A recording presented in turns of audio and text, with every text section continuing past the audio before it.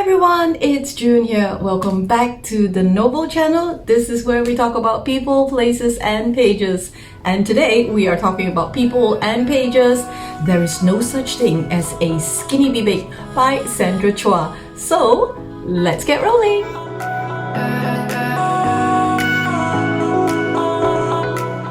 The Perankan Chinese culture or the Perankan culture, the Perankan Chinese culture.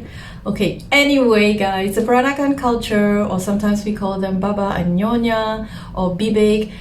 This is a culture that exists in Malaysia as well as in Singapore, and it's pretty much a mixture of Chinese, Malay and Western influences. Okay, guys, I'm no historian. I may have gotten some of these wrong, guys. Please do your research if you want to know a little bit more, but broadly that's what I know.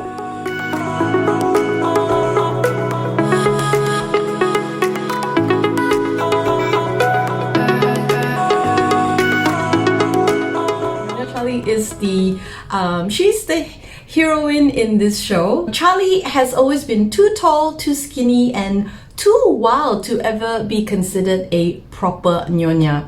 Her mother, grandmother and great-grandmother are always looking on in disapproval, yet Charlie knows she must follow her heart in career and in love.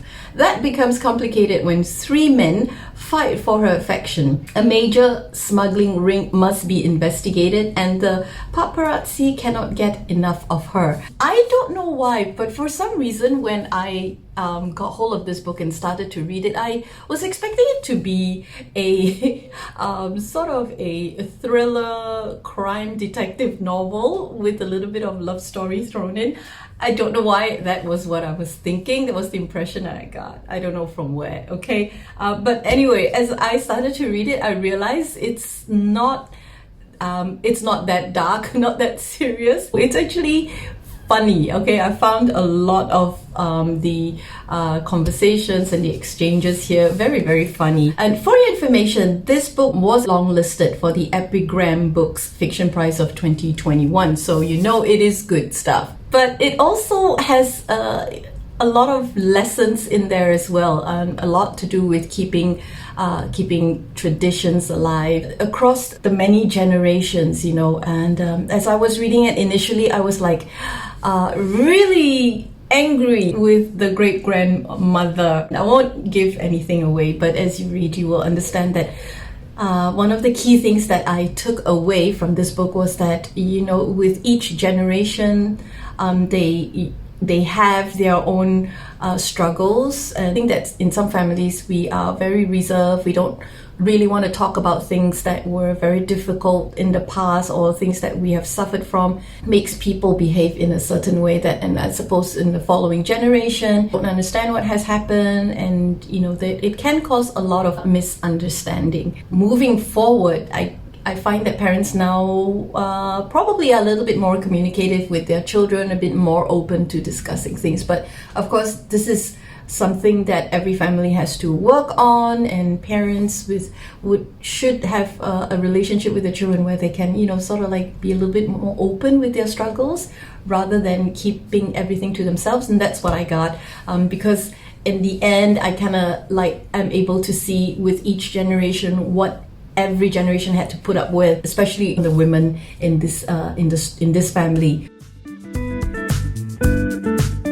I was like taking a break from all my true crime and taking a break from all the thrillers that I've been reading. So I'm glad I picked this up. It was very entertaining, gave me a good laugh now and then. I'm not very familiar with the culture. I mean, I know a little bit of it, but I guess, you know, this is sort of like you having, you know, being able to see what it's like in the day-to-day life across several generations, what life is like in the Chinese Perankan family.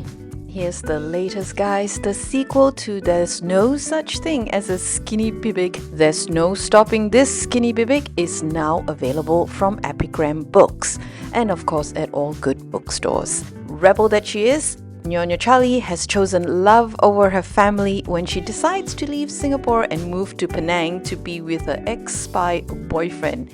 She struggles to build a new life and becomes embroiled in a kidnapping of two genius hackers and gets into trouble involving money laundering, sending her running back to her Perankan roots.